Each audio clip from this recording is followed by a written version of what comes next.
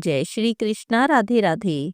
जिन भक्तों ने कल एकादशी का व्रत किया है वे आज एकादशी व्रत का पारण कर रहे हैं।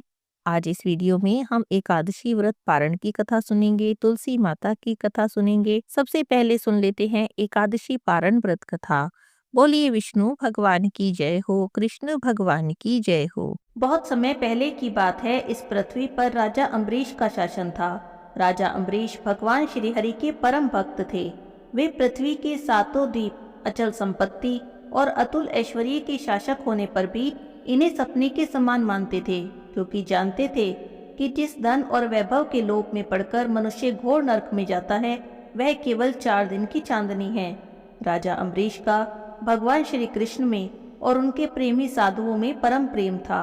उन्होंने अपने मन को श्री कृष्ण के चरणों में, अपनी वाणी को भगवान के गुणों का गान करने में, अपने हाथों को भगवान श्री हरि के मंदिर मार्जन में और अपने कानों को भगवान की मंगलमयी कथा के श्रवण में लगा रखा था।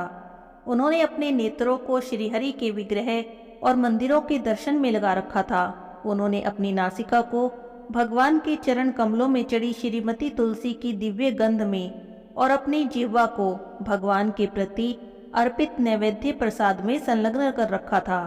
राजा अम्बरीश के पैर भगवान के क्षेत्र आदि की पैदल यात्रा करने में लगे रहते और वे सिर से भगवान श्री हरि के चरण कमलों की वंदना करते। इस प्रकार राजा अम्बरीश ने अपने सारे कर्म इंद्रियातीत भगवान के प्रति उन्हें सर्वात्मा और सर्वरूप समझकर समर्पित कर दिए थे और भगवत भक्त ब्राह्मणों की आज्ञा के अनुसार वे इस पृथ्वी का शासन करते थे। उन्होंने बड़ी बड़ी दक्षिणा वाले अनेकों अश्वमेध यज्ञ करके यज्ञाधिपति भगवान की आराधना की। उनकी प्रजा महात्माओं के द्वारा गाए हुए भगवान के उत्तम चरित्रों का बहुत सम्मान करती थी। किसी समय बड़े प्रेम से श्रवण करती और किसी समय उनका गान करती। इस प्रकार उनके राज्य के मनुष्य देवताओं के अत्यंत प्यारे स्वर्ग की भी इच्छा नहीं करते थे। राजा अम्बरीश की अनन्य प्रेम भक्ति से प्रसन्न होकर भगवान ने उनकी रक्षा के लिए सुदर्शन चक्र को नियुक्त कर दिया, जो विरोधियों को भयभीत करने वाला और भगवत भक्तों की रक्षा करने वाला है।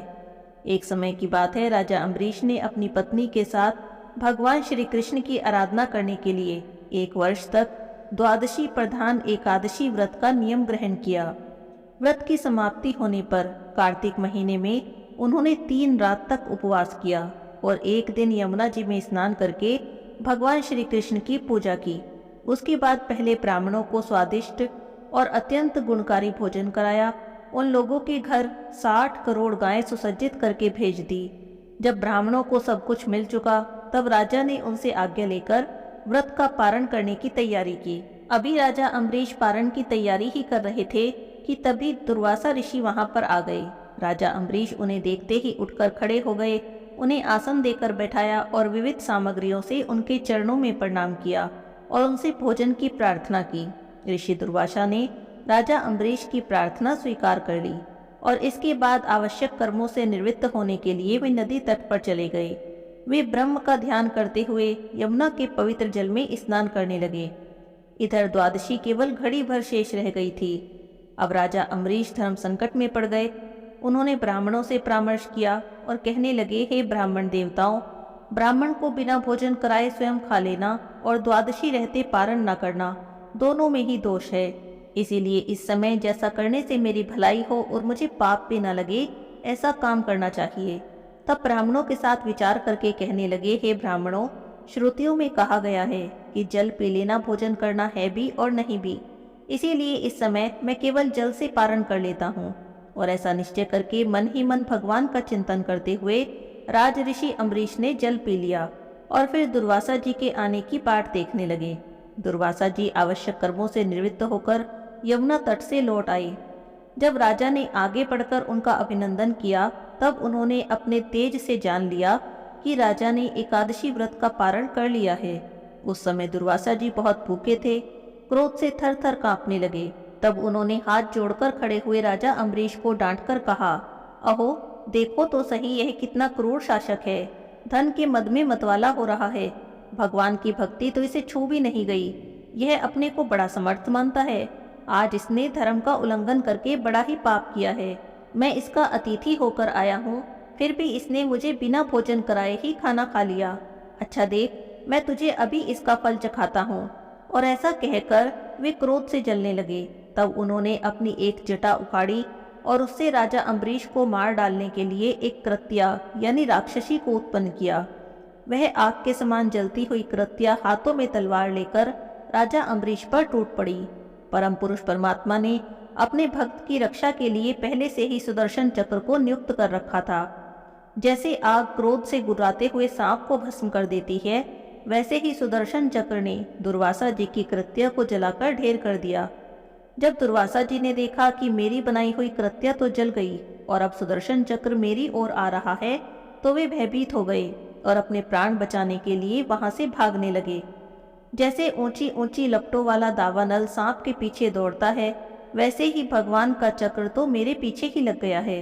तब दुर्वासा जी सभी दिशाओं में आकाश, पाताल, अतल वितल आदि नीचे के लोक, समुद्र, लोकपाल और उनके द्वारा सुरक्षित लोकों में गए, यहाँ तक कि स्वर्ग में गए। परंतु जहाँ जहाँ वे जाते, वहाँ वहाँ सुदर्शन चक्र उनके पीछे आ जाता। तब उन्हें कोई भी रक्षक न मिला तो वे डर गए और अपने प्राण बचाने के लिए ब्रह्मा जी के पास गए और उनकी शरण में जाकर बोले, हे ब्रह्मा जी, आप तो स्वयंभू हैं, भगवान के इस चक्र से मेरी रक्षा करें। तब ब्रह्मा जी कहने लगे, दुर्वासा जी, मैं, शंकर जी, दक्ष, भृगु आदि प्रजापति, भूतेश्वर आदि जिन सबके बनाए नियमों में बंधे हैं और जिनकी आज्ञा शिरोधार्य करके हम संसार का हित करते हैं, उन भक्त के द्रोही को बचाने में हम समर्थ नहीं। तब ब्रह्मा जी ने इस प्रकार कहकर दुर्वासा जी को निराश कर दिया। तब दुर्वासा जी भगवान शंकर की शरण में गए। तब शंकर जी कहने लगे, दुर्वासा जी, जिनसे पैदा हुए अनेकों ब्रह्मांड में हमारे जैसे हजारों चक्कर काटते हैं, यह चक्र उन्हीं विश्वेश्वर का शस्त्र है और यह हम लोगों के लिए असह्य है। तुम उन्हीं की शरण में जाओ, अब वे ही भगवान तुम्हारा मंगल करेंगे। निराश होकर दुर्वासा जी श्री हरि भगवान के परमधाम वैकुंठ की तरफ भागे। दुर्वासा जी भगवान के चक्र की आग से जल रहे थे, भगवान के चरणों में गिर गए और कहने लगे, हे प्रभु, हे अच्युत, हे अनंत, आप संतों के एकमात्र इच्छित हैं। हे प्रभु, संपूर्ण जगत के जीवन दाता हैं, मैं अपराधी हूँ, आप मेरी रक्षा करें। आपका परम प्रभाव न जानने के कारण ही मैंने आपके प्यारे भक्त का अपराध किया है। हे प्रभु, आप मुझे बचाएं। तब श्री भगवान कहने लगे, दुर्वासा जी, मैं तो अपने भक्तों के अधीन हूँ, मुझे तो तनिक भी स्वतंत्रता नहीं।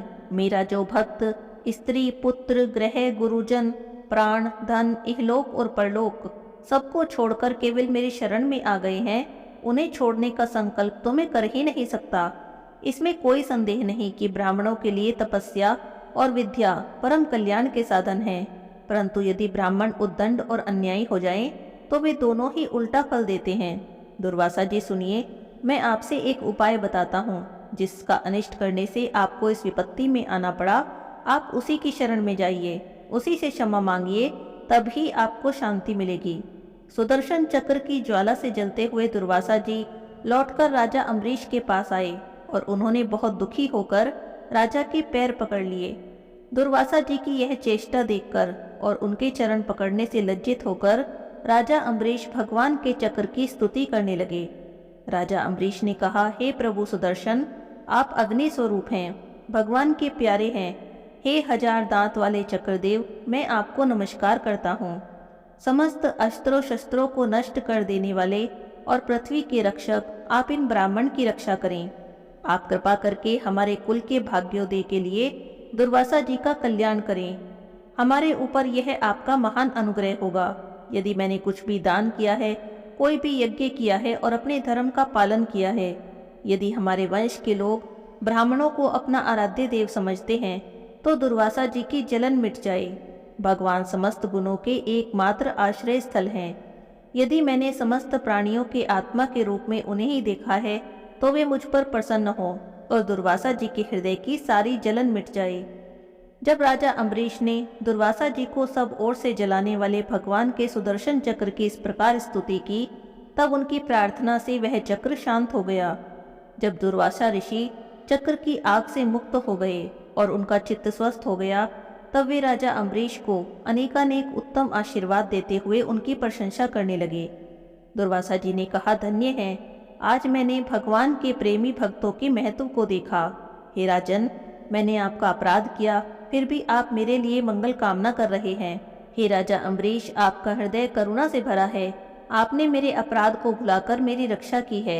जब से दुर्वासा जी चक्र से जीवन रक्षा के लिए भाग रहे थे, तब से राजा अम्बरीश ने भोजन नहीं किया था, क्योंकि वे तो दुर्वासा जी के लौटने की राह देख रहे थे। अब उन्होंने दुर्वासा जी के चरण पकड़ लिए और उनसे प्रसन्न रहकर विधि पूर्वक भोजन करने की विनती की। तब दुर्वासा जी ने बहुत ही संतुष्ट होकर वहां पर भोजन किया और राजा अम्बरीश के गुणों की प्रशंसा की। उसके बाद उनसे अनुमति लेकर वे वहां से प्रस्थान कर गए।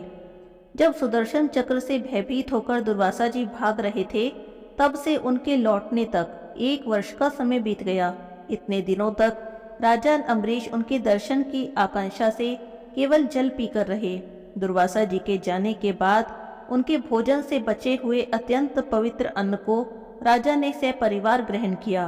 कुछ वर्ष बीत जाने पर राजा अम्बरीश ने अपने ही समान भक्त पुत्रों को अपने राज्य का भार दिया और स्वयं वन में चले गए। वन में जाकर राजा अम्बरीश भगवान की स्तुति करते, भगवान की तपस्या करते। बड़ी धीरता के साथ भगवान में अपना मन लगाकर वे इस संसार से मुक्त हो गए। बोलिए विष्णु भगवान की जय हो। अब हम सुनते हैं माघ मास कथा के 13वें अध्याय की कथा। बोलिए विष्णु भगवान की जय हो, कृष्ण भगवान की जय हो। पिछले अध्याय में हम हेम कुंडल वैश्य की कथा सुन रहे थे। हेम कुंडल वैश्य के दोनों पुत्र मर गए और जब यमराज के सामने ले जाकर उनके कर्मों का लेखा जोखा पूछा गया, तब चित्रगुप्त जी ने उन दोनों के कर्मों की आलोचना करते हुए दूतों से कहा कि बड़े भाई कुंडल को घोर नरक में डालो और दूसरे भाई विकुंडल को स्वर्ग में ले जाओ, जहाँ उत्तम भोग हैं। तब एक दूत तो कुंडल को नरक में फेंकने के लिए ले गया और दूसरा दूत बड़ी नम्रता से कहने लगा, हे विकुंडल, चलो, तुम अच्छे कर्मों से स्वर्ग को जा रहे हो। स्वर्ग को प्राप्त होकर अनेक प्रकार के भोगों को भोगो। तब विकुंडल बड़े विस्मय के साथ मन में संशय धारण करके दूत से कहने लगा, हे यमदूत, मेरे मन में तो बड़ी भारी शंका उत्पन्न हो गई है, अतः मैं तुमसे कुछ पूछता हूँ, मेरे प्रश्नों का उत्तर दो। हम दोनों भाई एक ही कुल में उत्पन्न हुए, एक जैसे काम करते हैं। हम दोनों भाइयों ने कभी कोई शुभ काम नहीं किया, कभी कोई दान नहीं किया, कोई व्रत नहीं किया, कोई पूजा नहीं की, ब्राह्मणों को दान भी नहीं दिया। फिर एक को नरक और दूसरे को स्वर्ग क्यों प्राप्त हो रहा है? मैं तो अपने स्वर्ग में आने का कोई कारण नहीं देखता हूँ। तब यमदूत कहने लगा कि हे विकुंडल, माता पिता, पुत्र पत्नी, भाई बहन से सब संबंध जन्म के कारण होते हैं और जन्म कर्म को भोगने के लिए ही प्राप्त होता है। जिस प्रकार एक वृक्ष पर अनेक पक्षियों का आगमन होता है, उसी तरह से इस संसार में पुत्र, भाई, माता पिता का संगम होता है। जो जैसे जैसे काम करता है वैसा वैसा फल भोगता है। तुम्हारा भाई अपने पाप कर्मों से नरक में गया है और तुम अपने पुण्य कर्म के कारण अब स्वर्ग में जा रहे हो। तब विकुंडल ने बड़े आश्चर्य से पूछा, मैंने तो पूरे जन्म में कोई धर्म का कार्य नहीं किया, सदैव पाप ही पाप किए हैं। मैं तो अपने पुण्य कर्म को नहीं जानता हूँ। यदि तुम मेरे पुण्य कर्म को जानते हो तो कृपा कर मुझे भी बता दो। तब देवदूत कहने लगा कि मैं तो सब प्राणियों को भली भांति जानता हूँ, तुम मेरी बात ध्यान से सुनो। हरिमित्र का पुत्र सुमित्र नाम का ब्राह्मण था, जिसका आश्रम यमुना नदी के दक्षिणोत्तर दिशा में था। उसके साथ जंगल में ही तुम्हारी मित्रता हुई थी। उसके साथ तुमने 2 बार माघ मास में श्री यमुना जी में स्नान किया था। पहली बार स्नान करने से तुम्हारे पाप नष्ट हो गए और दूसरी बार के स्नान करने से तुम्हें स्वर्ग की प्राप्ति हुई है। सो हे वैश्य, तुमने 2 बार माघ का स्नान किया और इसी के पुण्य फल से तुम्हें स्वर्ग प्राप्त हो रहा है और तुम्हारे भाई को नरक की प्राप्ति हो रही है। दत्तात्रेय जी कहने लगे, इस प्रकार वह भाई के दुख से बहुत दुखी हुआ और नम्रता पूर्वक मीठे वचनों से दूत से कहने लगा, हे दूत, सज्जन पुरुष के साथ साथ पग चलने से मित्रता हो जाती है और यह कल्याणकारी ही होती है। मित्र प्रेम की चिंता ना करते हुए तुम मुझे बस इतना बताने की कृपा करो कि कौन कौन से कर्म से मनुष्य यमलोक को प्राप्त नहीं होते, क्योंकि ऐसा प्रतीत होता है कि तुम तो सब जानते हो। विकुंडल की बात सुनकर यमदूत कहने लगा कि तुमने तो बहुत ही सुंदर प्रश्न पूछा है। यद्यपि मैं सारी बातों को नहीं जानता हूँ, फिर भी अपनी बुद्धि के अनुसार जो भी जानता हूँ तुम्हें बताता हूँ। जो भी प्राणी काया वाचा मनसा से कभी दूसरों को दुख नहीं देते, वे यमलोक में नहीं जाते। हिंसा करने वाले फिर चाहे वेद पढ़ लें, यज्ञ कर लें, तप अथवा दान कर लें, उन्हें उत्तम गति की प्राप्ति नहीं होती। अहिंसा सबसे बड़ा धर्म, तप और दान ऋषियों ने बताया है। जो मनुष्य जल या पृथ्वी पर रहने वाले जीवों को अपने भोजन के लिए मारते हैं, वे कालसूत्र नाम के नरक में पड़ते हैं और वहां पर उन्हें अपना ही मांस खाना होता है। रक्त पीप पान करते हैं और पीप की कीच में उनको कीड़े काटते हैं। हिंसक जन्मांध, काने, कुबड़े, लूले, लंगड़े, दरिद्र और अंगहीन होते हैं। इस कारण इस लोक और परलोक में सुख की इच्छा रखने वाले को काया वाचा और मन में दूसरे का द्रोह कभी नहीं करना चाहिए। जो हिंसा नहीं करते, उन्हें किसी प्रकार का भय नहीं होता। जिस तरह सीधी और टेढ़ी दोनों प्रकार की बहने वाली नदियां समुद्र में मिल जाती हैं, वैसे ही सब धर्म अहिंसा में प्रवेश कर जाते हैं। ब्रह्मचारी, गृहस्थ, वानप्रस्थी और यति सभी अपने अपने धर्म का पालन करते हैं। जितेंद्रिय रहने से ब्रह्मलोक को प्राप्त करते हैं। जो जलाशय आदि बनाते हैं, सदैव पांचों यज्ञ करते हैं, वे कभी यमपुरी में नहीं जाते। जो इंद्रिय के वशीभूत नहीं हैं, वेदवादी हैं और नित्य ही अग्नि अर्थात हवन आदि का पूजन करते हैं, वे स्वर्ग को प्राप्त करते हैं। युद्ध भूमि में जो शूरवीर मर जाते हैं, वे सूर्य लोक को प्राप्त होते हैं। जो अनाथ, स्त्री, शरण में आए हुए अथवा ब्राह्मण की रक्षा करने के लिए प्राण भी दे देते हैं, वे स्वर्ग में वास करते हैं और स्वर्ग से कभी नहीं लौटते। जो मनुष्य लूले, लंगड़े, वृद्ध, अनाथ और गरीब का पालन करते हैं, उन्हें भी स्वर्ग की प्राप्ति होती है। जो मनुष्य गौओं के लिए पानी का आश्रय करते हैं, कुआं, तालाब, बावड़ी आदि बनवाते हैं, वे सदा के लिए स्वर्ग में वास करते हैं। जैसे जैसे जीव इनमें पानी पीते हैं, वैसे वैसे उनका धर्म बढ़ता जाता है। जल से मनुष्य के प्राण हैं, इसीलिए जो प्याऊ आदि लगाते हैं, वह अक्षय स्वर्ग को प्राप्त होते हैं। बड़े बड़े यज्ञ भी वह फल नहीं देते, जो अधिक छाया वाले वृक्ष मार्ग में लगाने से प्राप्त हो जाता है। जो मनुष्य वृक्ष लगाता है, वह सदैव दानी और यज्ञ करने वाला होता है। जो अच्छे फल अथवा अच्छी छाया वाले वृक्षों को काटता है, वह महामूर्ख नरकगामी होता है, उसे नरक की प्राप्ति होती है। तुलसी का पौधा लगाने वाला सभी पापों से छूट जाता है। जिस घर में तुलसी वन होता है, उस घर को तो तीर्थ के समान मानना चाहिए। उस घर में कभी भी यमदूत प्रवेश नहीं करते। तुलसी की सुगंध से पितरों का चित्त आनंदित हो जाता है और वे विमान में बैठकर विष्णु लोक को जाते हैं। नर्मदा नदी का दर्शन, गंगा का स्नान और तुलसी दल का स्पर्श, यह सब बराबर फल देने वाले हैं। हर एक द्वादशी को ब्रह्मा भी तुलसी का पूजन करते हैं। रतन, सोना, फूल और मोती की माला के दान का इतना पुण्य नहीं होता जितना तुलसी की माला के दान का होता है।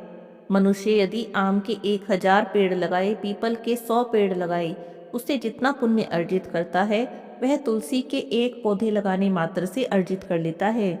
पुष्कर आदि तीर्थ, गंगा आदि नदियाँ, वसुदेव आदि देवता सब तुलसी में वास करते हैं। जो एक बार, 2 बार या 3 बार रेवा नदी से उत्पन्न शिव मूर्ति की पूजा करता है अथवा स्फटिक रत्न के पत्थर से अपने आप से निकली हुई, तीर्थ में रखी हुई, वन अथवा पर्वत पर रखी हुई शिव मूर्ति की पूजा करता है, सदैव ओम नमः शिवाय मंत्र का जाप करता है, वह कभी यम के दर्शन नहीं करता। शिव पूजा के समान पापों को नष्ट करने वाला और कीर्ति देने वाला तीनों लोकों में और कोई दूसरा काम नहीं है। जो शिवालय स्थापित करते हैं, वे शिवलोक में जाते हैं। ब्रह्मा, विष्णु और शिव का मंदिर बनाकर मनुष्य वैकुंठवासी होते हैं। जो भगवान की पूजा के लिए फूलों के बाग लगाते हैं, वो मनुष्य धन्य हो जाते हैं। जो माता पिता, देवता और अतिथियों का पूजन करते हैं, वे ब्रह्मलोक को प्राप्त करते हैं। दत्तात्रेय जी ने आगे क्या कहा, इसका वर्णन अगले अध्याय में सुनेंगे। आज की कथा को यहीं पर विराम करते हैं। बोलिए विष्णु भगवान की जय हो, कृष्ण भगवान की जय हो। बोलिए तुलसी माता की जय हो, एकादशी माता की जय हो। बहुत समय पहले की बात है। किसी गांव में एक बुढ़िया माई रहती थी। बुढ़िया माई का एक बेटा था। बेटे का विवाह हो गया था तो घर में बहू भी आ गई थी और एक पोता था। बुढ़िया माई बड़े ही नित्य कर्म वाली थी। हर एकादशी का व्रत करती थी। रोज तुलसी माता की पूजा करती थी। उसने अपने घर आंगन में ही तुलसी माता का गमला रख रखा था। वहीं पर बैठकर तुलसी माता की पूजा करती थी।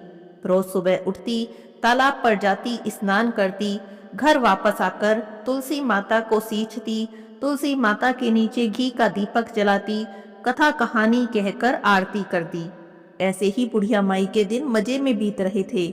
गांव की और भी औरतें बुढ़िया माई के पास बैठकर ही कथा कहानी सुनती।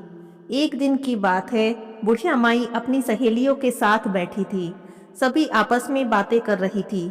तब उनमें से एक कहने लगी कि मेरा तो द्वारिकाधीश की यात्रा करने का, द्वारिकाधीश के दर्शन करने का बड़ा मन हो रहा है। तो जितनी भी औरतें वहां बैठी थी वे सब कहने लगी, हाँ जाना तो हम भी चाहते हैं, चलो क्यों ना हम सभी मिलकर द्वारिकाधीश के दर्शन करने चलें। सब बुढ़िया माई से पूछने लगी कि बताओ, क्या तुम भी हमारे साथ चलोगी? अब बुढ़िया माई ने सोचा कि मन तो मेरा भी बहुत है द्वारिकाधीश के दर्शन करने का, लेकिन मैं ऐसे कैसे हाँ कर दूं? पहले बेटे से पूछना पड़ेगा, तब कहना पड़ेगा। तो बुढ़िया माई अपनी संग सहेलियों से कहने लगी कि मैं तुमसे अभी कुछ नहीं कह सकती, शाम को मेरा बेटा आएगा, उससे पूछूंगी, तब मैं तुम्हें कल बता दूंगी। तो सभी औरतें चली गई। शाम को बुढ़िया माई का बेटा जब घर पर आया तो बुढ़िया माई अपने बेटे से कहने लगी, बेटा मेरा तो द्वारिकाधीश के दर्शन करने का मन कर रहा है। मेरी सारी संग सहेलियां द्वारिकाधीश की यात्रा पर जा रही हैं, मेरा भी बड़ा मन है। तो बेटा कहने लगा कि कोई बात नहीं माँ, अगर आपका मन कर रहा है द्वारिकाधीश के दर्शन करने का तो आप भी चले जाओ, मैं आपकी यात्रा का सारा प्रबंध कर दूंगा। बेटे के मुंह से ऐसी बात सुनकर बुढ़िया माई तो खुश हो गई, द्वारिकाधीश का धन्यवाद करने लगी और कहने लगी, बेटा लेकिन केवल इतनी बात नहीं है, मुझे एक बात की और चिंता है। तो बेटा बोला, माँ बताओ आपकी क्या चिंता है? तो माँ कहने लगी, बेटा मैं तो द्वारिकाधीश की यात्रा पर चली जाऊंगी, कम से कम मुझे 4-5 दिन लगेंगे। तो ऐसे में तुलसी जी की सेवा कौन करेगा, उन्हें जल से कौन सींचेगा, दिया कौन जलाएगा? तो बेटा कहने लगा, माँ इसमें चिंता करने की क्या बात है, तुम्हारी बहू है ना, वही तुलसी माता की सेवा करेगी, घर का सारा काम भी तो करती है, तो तुलसी माता में जल भी दे देगी, दिया भी जला देगी और तुलसी माता की पूजा भी कर लेगी। तो बुढ़िया माई कहने लगी, बेटा तू कह तो रहा है, लेकिन बहू ने कभी पूजा पाठ किया नहीं है, तू एक बार पूछ करा कि क्या वो मेरी तुलसी माता की पूजा कर लेगी। तो बेटा कहने लगा, ठीक है माँ, तुम्हारी तसल्ली के लिए मैं तुम्हारी बहू से पूछ कर आता हूँ। अब बुढ़िया माई का बेटा अपनी पत्नी के पास गया और जाकर बोला कि मेरी माँ द्वारिकाधीश की यात्रा पर जाना चाहती है, लेकिन उन्हें चिंता है कि उनके पीछे से तुलसी माता की पूजा कौन करेगा, क्या तुम तुलसी माता की पूजा कर लोगी?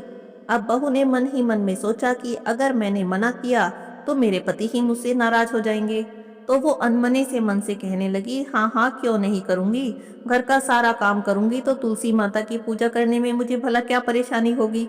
अपनी पत्नी की बात सुनकर बेटा भी खुश हो गया। अपनी माँ के पास आकर बोला कि माँ देखा, मैंने कहा था ना, तुम बेकार की चिंता कर रही हो, तुम्हारी बहू ने कहा है कि मैं तुलसी माता की पूजा और सेवा कर लूंगी। अब बुढ़िया माई भी खुश हो गई, बेटा बहू को खूब आशीर्वाद देने लगी। बुढ़िया माई की द्वारिकाधीश यात्रा की तैयारियां होने लगी।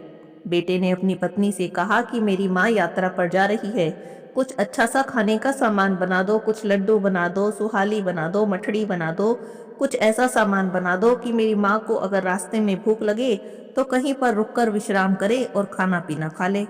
अब इतना सुनते ही तो उसकी पत्नी खूब जल भुन गई और सोचने लगी कि मुझे तो कहीं आने जाने देते नहीं हैं, मुझे तो मायके भी नहीं जाने देते, और देखो यहाँ मेरी सासू जी 4-5 दिन की यात्रा पर जा रही है। यात्रा पर जा रही है वो तो ठीक है, इनकी पूजा पाठ का काम भी मैं ही करूं, इनके जाने की तैयारी भी मैं ही करूं। लेकिन अपने पति से कुछ नहीं बोली और कहने लगी कि हाँ जी ठीक है, मैं माँ के लिए गोंदगिरी बादाम काजू के लड्डू बना दूंगी। अब बेटे ने सुना तो खुश हो गया। अब अगले दिन बेटा तो सुबह नौकरी पर चला गया। अब सास बहू दोनों यात्रा की तैयारियां कर रही थी। बहू को तो बहुत गुस्सा आ रहा था, पर फिर भी अनमने से मन से तैयारियां कर रही थी। अब जब आई बात लड्डू बनाने की, सुहाली बनाने की, तो बहू ने क्या किया, तुलसी माता के गमले के पास गई, तुलसी माता के पत्ते तोड़े और एक डिब्बे में भर दिए और बाद में तुलसी माता का जो पौधा था उसे गमले से जड़ समेत निकाला और एक उस पे पोटली सी में बांध दिया और कहने लगी, लो ये हो गए तुम्हारे लड्डू और सुहाली तैयार। अब अपनी तुलसी माता को अपने साथ ही लेकर जाना और वहीं पर सेवा करना। बुढ़िया माई के जाने का समय हुआ तो बहू ने वो डिब्बा और वो पोटली बुढ़िया माई को देते हुए कहा कि लो माँ जी, इसमें मैंने बादाम गिरी काजू के लड्डू बनाए हैं और इसमें मैंने सुहालियाँ बनाई हैं। आपको भूख लगे रास्ते में तो कहीं पर रुककर बैठकर खा लेना। अब बुढ़िया माई तो ये सुनकर बहुत खुश हो गई, मेरी बहू ने मेरा कितना ख्याल रखा, मेरे रास्ते के लिए खाना बना कर दे रही है। बुढ़िया माई ने बेटे बहू को खूब आशीर्वाद दिए और अपनी यात्रा पर चल दी। बुढ़िया माई अपनी संग सहेलियों के साथ पैदल यात्रा पर जा रही थी, क्योंकि पुराने समय में तो पैदल ही यात्रा करते थे। चलते चलते चलते चलते शाम हो गई। शाम हो गई, वे बहुत थक भी गई थी, तो उन्होंने सोचा कि चलो कहीं पर रुककर विश्राम कर लें और कुछ खा पी भी लें। तो एक स्थान देखकर सबकी सब रुक गई। सोचने लगी कि चलो यहीं पर रुकते हैं, थोड़ी देर बैठेंगे, आराम भी कर लेंगे। जब बैठ गई तो सबने सोचा चलो खा पी भी लें। अब सब अपना अपना खाना निकालने लगी। किसी ने खाना निकाल कर देखा तो उसमें सूखी रोटियां थी, किसी ने निकाल कर देखा तो रोटी सब्जी थी, किसी ने देखा कुछ था, किसी ने कुछ था। अब बुढ़िया माई ने सोचा कि जब सब खा रहे हैं चल मैं भी निकाल लूं। बुढ़िया माई ने अपना डब्बा निकाला, पोटली निकाली, डब्बा खोल के देखा तो उसमें तो काजू बादाम गिरी के लड्डू भरे पड़े थे, खूब घी तैर रहा था उसमें। पोटली खोल के देखी तो उसमें सुहाली मछली थी। बुढ़िया माई तो देखकर खुश हो गई।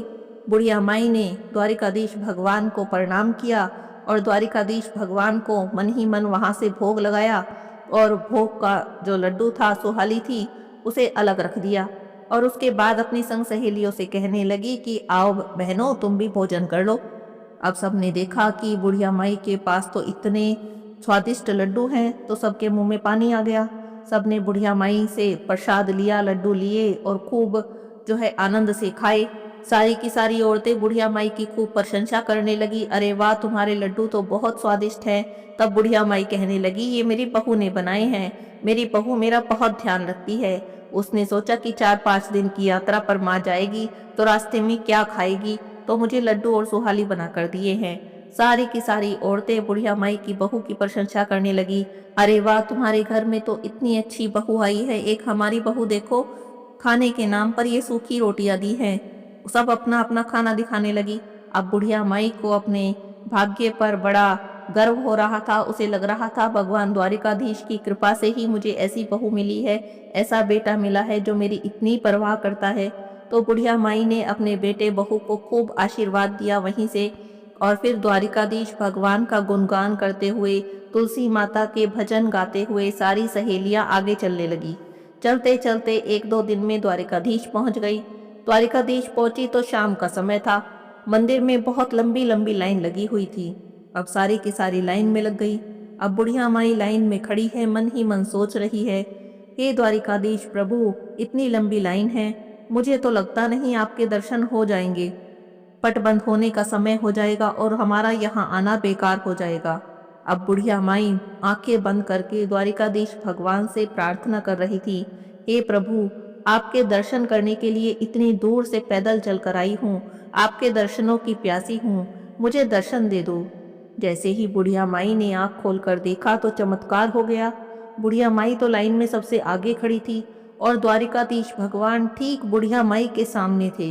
बुढ़िया माई की हैरानी का ठिकाना नहीं, कहाँ लाइन में इतनी पीछे थी, कहाँ सबसे आगे आ गई। अब पंडित जी सबका प्रसाद चढ़ा रहे थे, तो बुढ़िया माई ने जो द्वारिकाधीश भगवान को भोग लगाया था लड्डू सुहाली का, वो प्रसाद निकाला और पंडित जी को दे दिया भोग लगाने के लिए।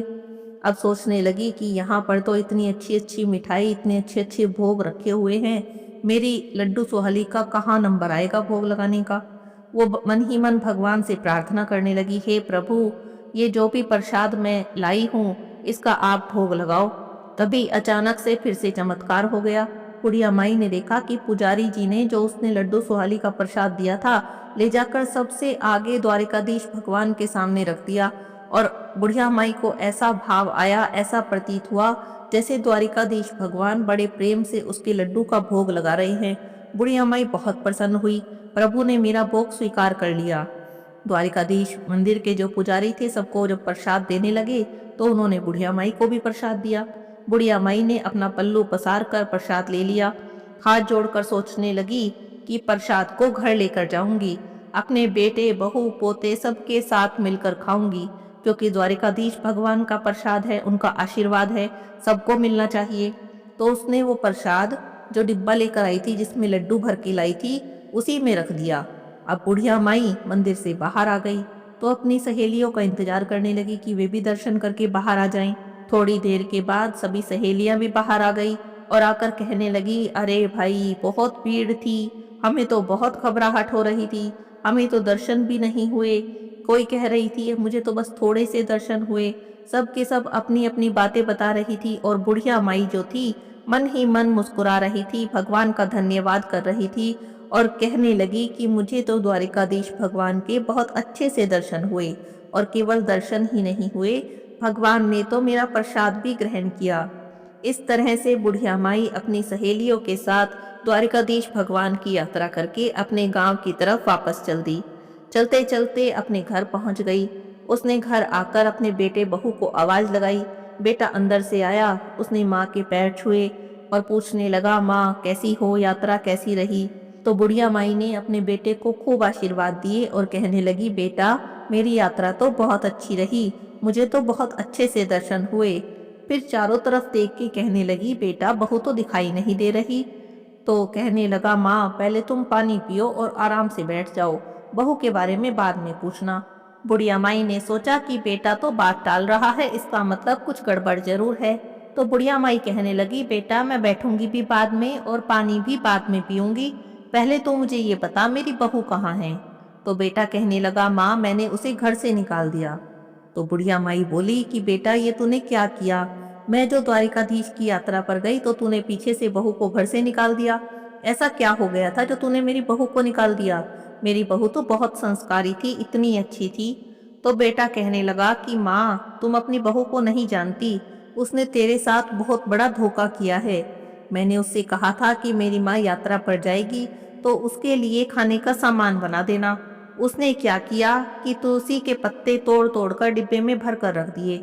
तो बुढ़िया माई कहने लगी कि नहीं बेटा, मैंने डिब्बा खोल कर देखा तो उसमें तो काजू बादाम के लड्डू थे, वे लड्डू मैंने भी खाए हैं और अपनी सहेलियों को भी खिलाए हैं।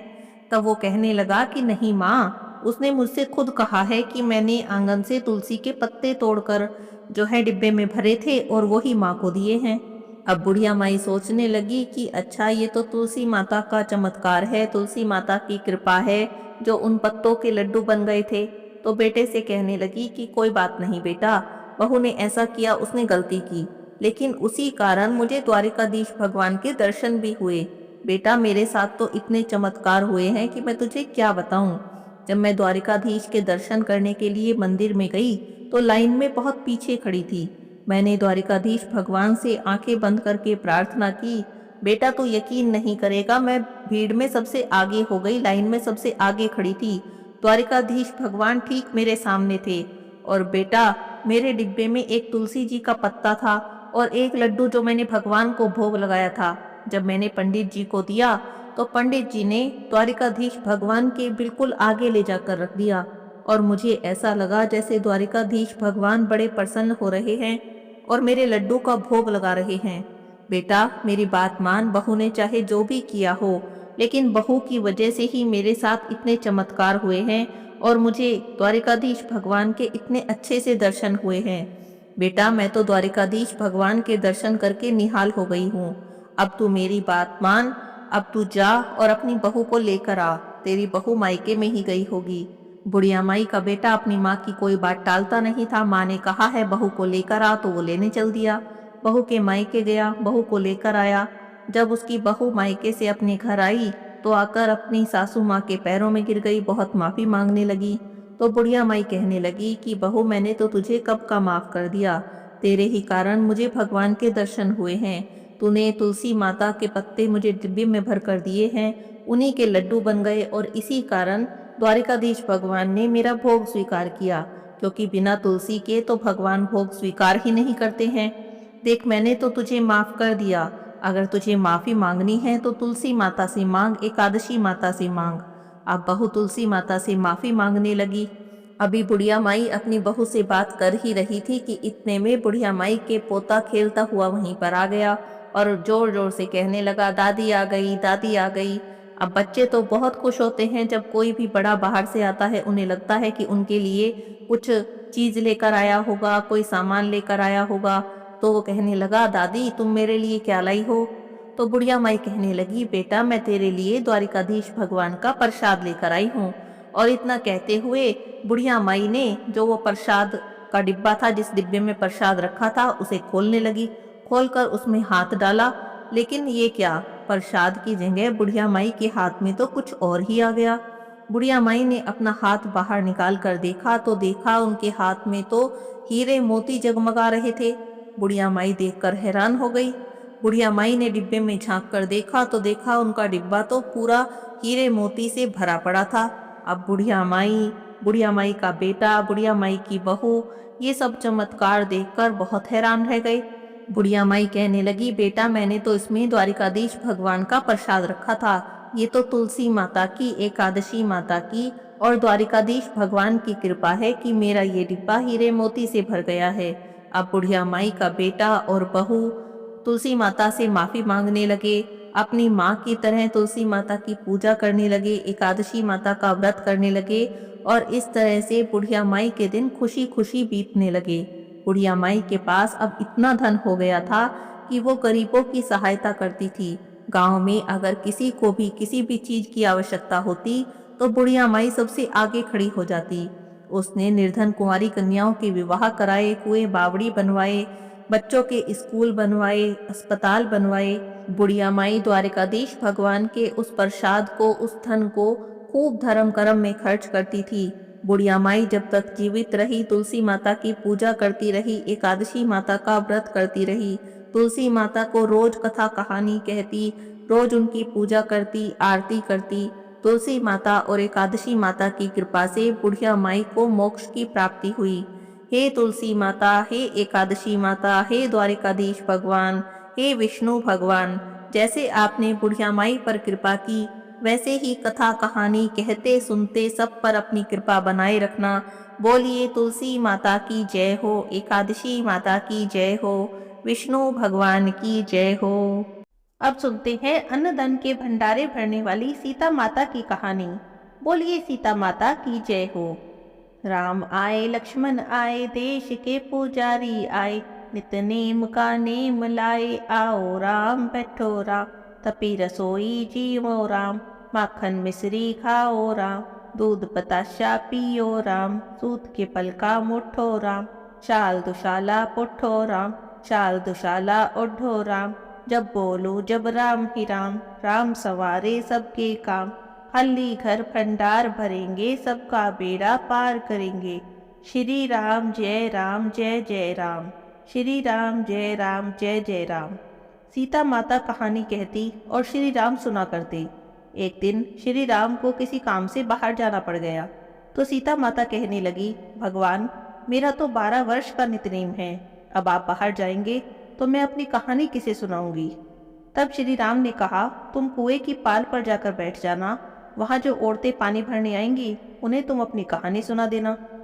सीता माता कुएं की पाल पर जाकर बैठ गई। एक स्त्री आई, उसने रेशम जरी की साड़ी पहन रखी थी, सोने का घड़ा ले रखा था।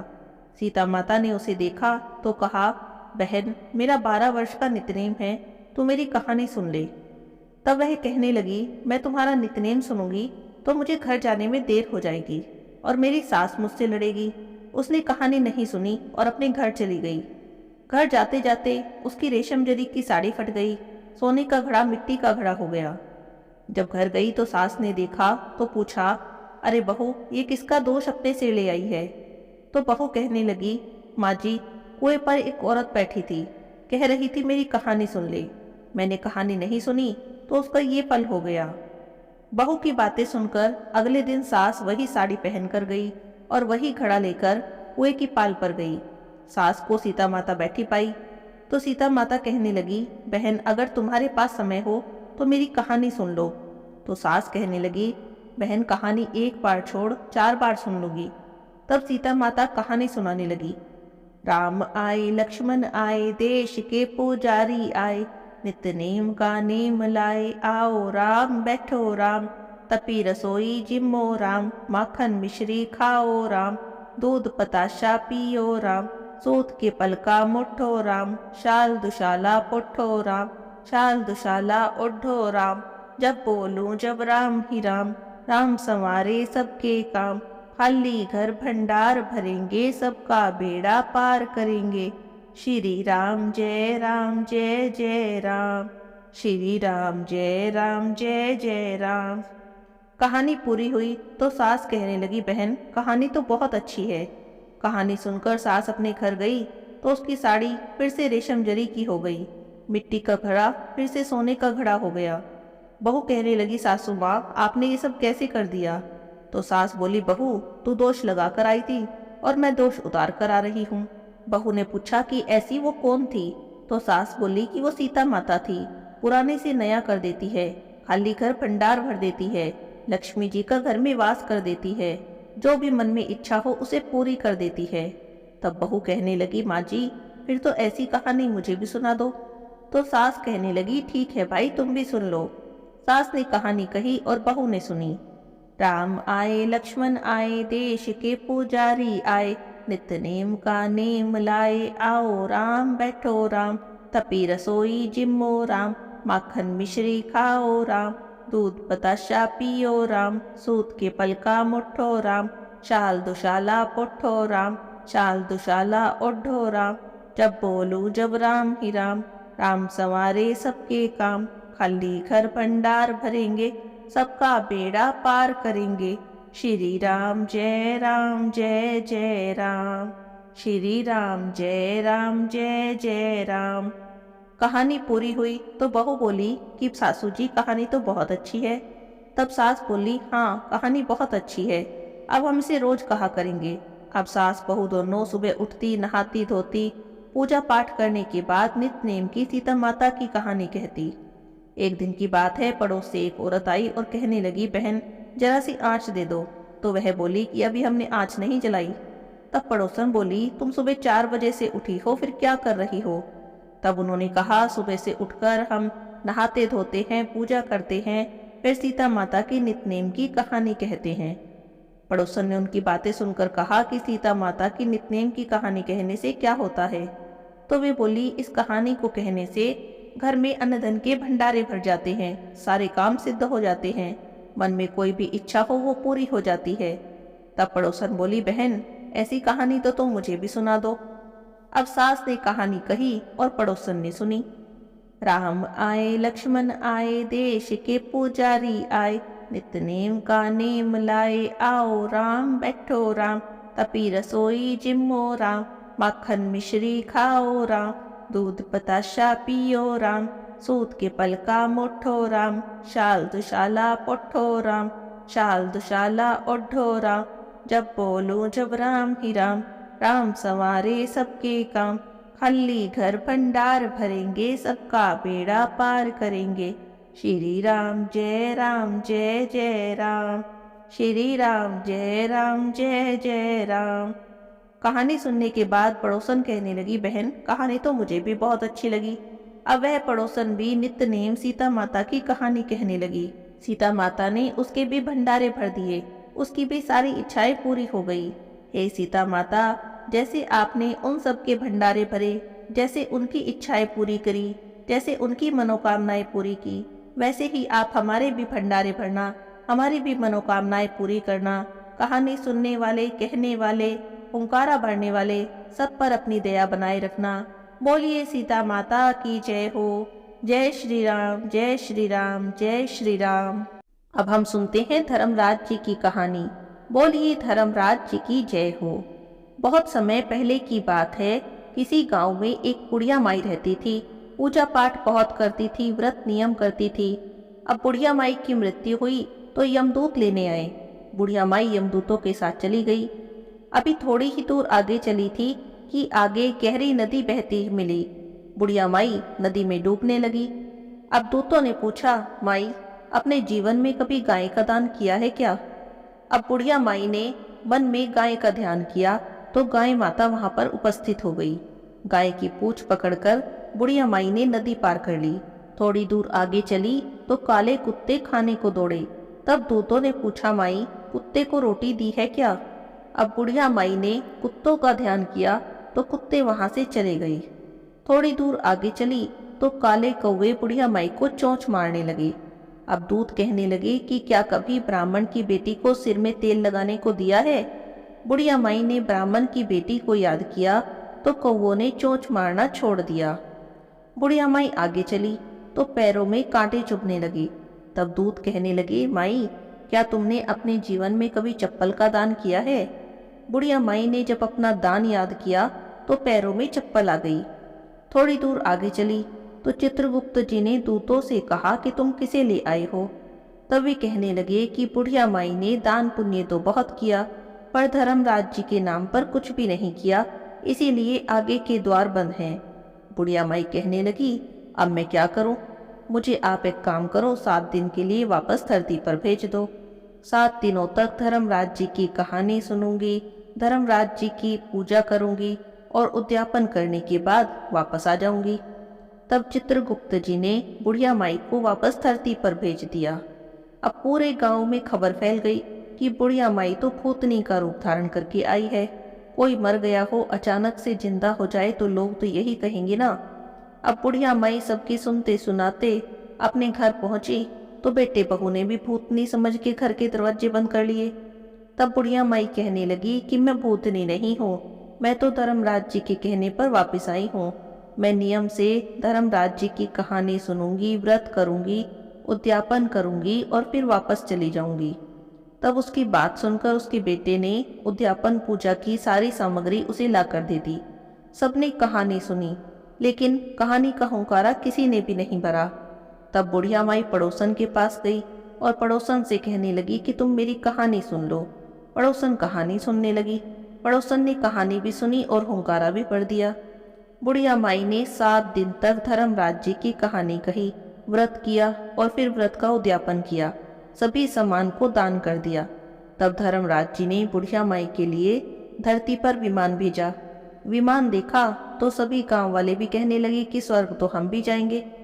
बुढ़िया माई बोली कि मेरी कहानी का हुंकारा तो बस पड़ोसन ने ही भरा है, इसीलिए पड़ोसन मेरे साथ जाएगी।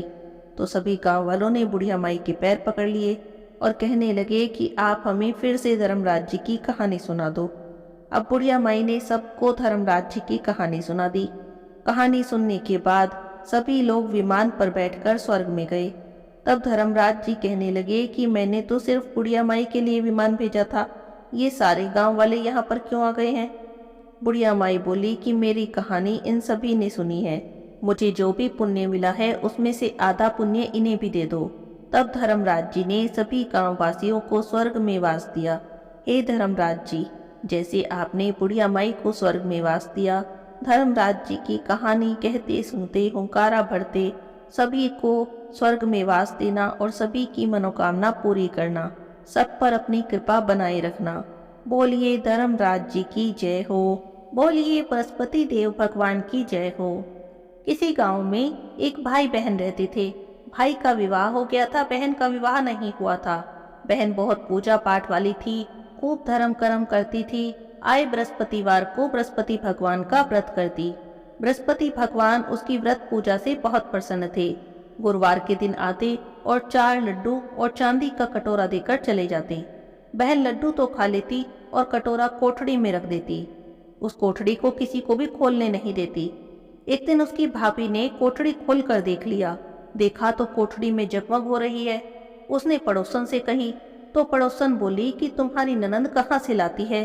तो वो बोली मुझे तो नहीं पता कहाँ से लाती है, पर मैंने कोठड़ी खोलकर देखी तो उसमें चांदी के कटोरे भरे पड़े थे। तब पड़ोसन कहने लगी कि अपने पति से कह दो। तो उसने जाकर अपने पति से कही, पता नहीं तुम्हारी बहन कहाँ से लाती है, कोठड़ी में कटोरे भरे पड़े हैं चांदी के। लेकिन उसके भाई ने अपने पत्नी की बातों पर कोई भी ध्यान नहीं दिया। तो अगले दिन फिर पड़ोसन के पास गई और बोली कि मेरे पति तो मेरी नहीं सुनते। तो पड़ोसन कहने लगी कि दाल का चमचा भात में और भात का चमचा दाल में दे दो। उसने दूसरे दिन दाल का चमचा भात में और भात का दाल में दे दिया। अब उसका पति बोलने लगा कि पागल हो गई हो क्या? तो वो कहने लगी कि पागल मैं नहीं हुई, तुम्हारी बहन हो रही है, पता नहीं कहाँ से लाती है, कोठड़ी में कटोरे ही कटोरे भरे पड़े हैं चांदी के। इसे घर से निकाल दो, नहीं तो हमारे भी लोग दोष लगाएंगे। अब भाई अपनी पत्नी की बातों में आ गया। बहन के पास आकर बोला, चलो जीजी मामा के चलें। अब बहन ने सारी बातें सुन ली थी, उसे पता था कि मामा के कैसे लेकर जाएगा। तो कहने लगी कि भाई, जहाँ तुझे केले का पेड़ और मंदिर दिखाई दे मुझे वहीं उतार देना। वो कहने लगा, अच्छा ठीक है। उस दिन गुरुवार का दिन था। दोनों चल दिए। तो भाई ने जंगल में जाकर देखा कि केले का पेड़ है, पास में मंदिर है। उसने बहन को वहीं पर उतार दिया। अब उस दिन गुरुवार का दिन था, बहन का व्रत था, तो उसने जाकर केले की पूजा करी। वहीं पर बैठी बृहस्पतिवार की कहानी कही और पूजा करी, आरती करी। तभी बृहस्पति देव वहां पर आए, क्योंकि आए गुरुवार बृहस्पति देव आते थे, उसे 4 लड्डू चांदी का कटोरा देकर जाते थे। तो बृहस्पति भगवान आए, उसे 4 लड्डू दिए, चांदी का कटोरा दिया, वापस जाने लगे। भाई पेड़ के पीछे छुप कर बैठ गया था। सोचा, देखो तो मेरी बहन करेगी क्या। तो जब उसने देखा कि मेरी बहन ने तो पूजा पाठ करा, उसके बाद बृहस्पति देव आए और उसे चांदी का कटोरा और 4 लड्डू देकर चले गए, तो वो पेड़ के पीछे से निकल कर आया। उसने बृहस्पति भगवान के पैर पकड़ लिए। अब बृहस्पति भगवान उससे नाराज हो गए, बोले, पापी मेरे पैर छोड़, कुंवारी कन्या पे तू कलंक लगाता है। ये तो मेरे व्रत करे है और इसे मैं सब कुछ देकर जाता हूँ। इसको तो तुम विदा करके भी इसकी फिक्र मत करना। अब वो अपनी बहन को घर वापस लेकर आ गया। उसकी पत्नी दरवाजे पर खड़ी थी। जब उसने देखा कि बहन को वापस लिए आ रहा है तो देखकर बोली, इसे फिर वापस ले आया। तो वो अपनी पत्नी पर नाराज हो गया और बोला, मेरी बहन से कुछ मत कहना।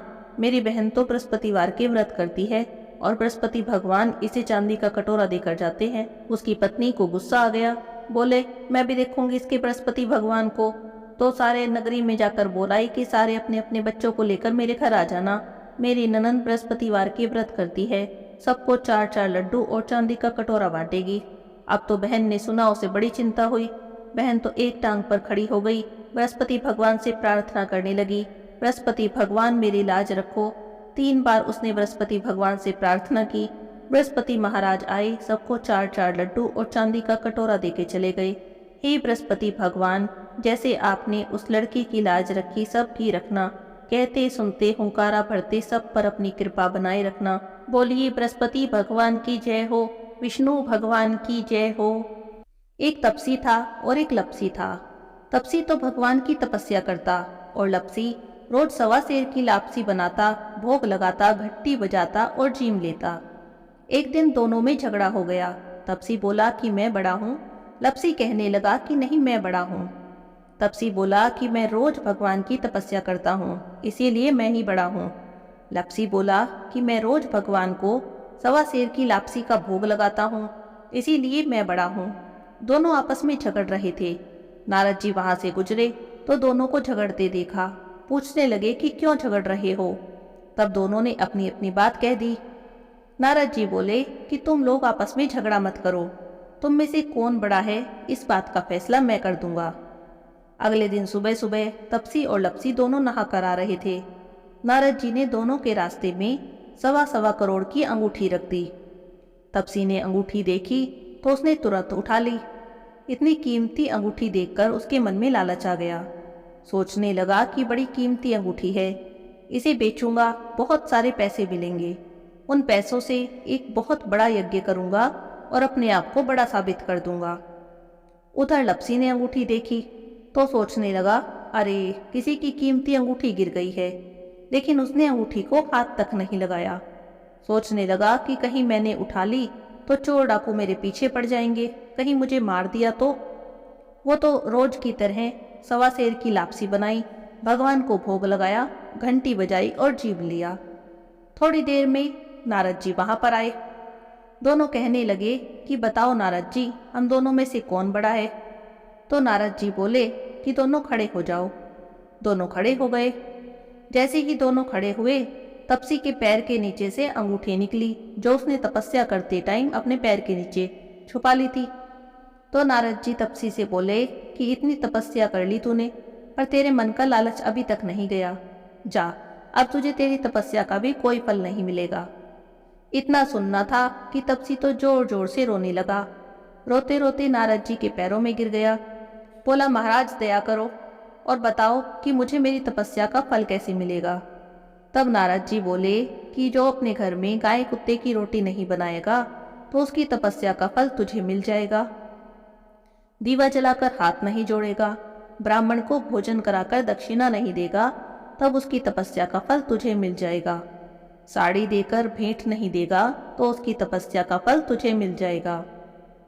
जो सारी कहानी कहकर तेरी कहानी नहीं कहेगा, तब उसके सारे पुण्य सारे फल तुझे मिल जाएंगे।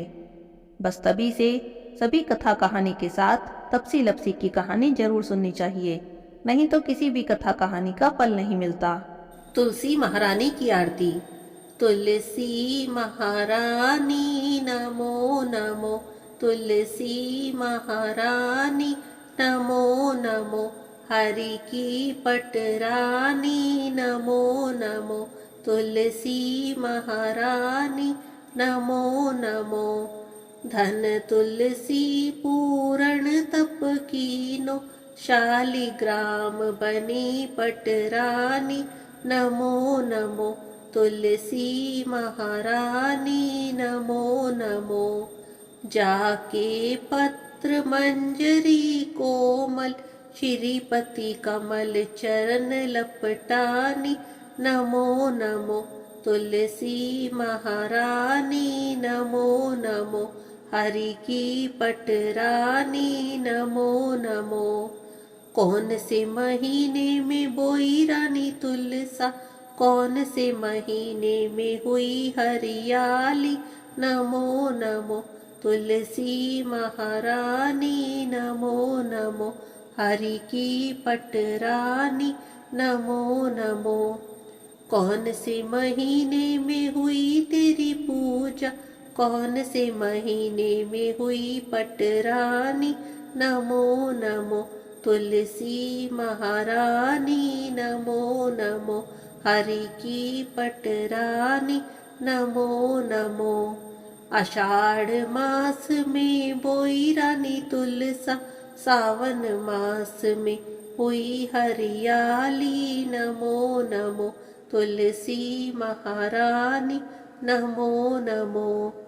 कार्तिक मास में हुई तेरी पूजा, मंगसिर मास में हुई पटरानी नमो नमो, तुलसी महारानी नमो नमो, हरि की पटरानी नमो नमो।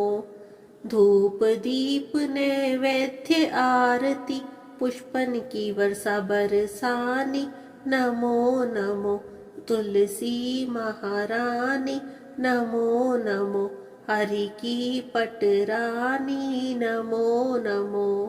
56 भोग 36 व्यंजन, बिन तुलसी हरि एक न मानी नमो नमो, तुलसी महारानी नमो नमो, हरि की पटरानी नमो नमो।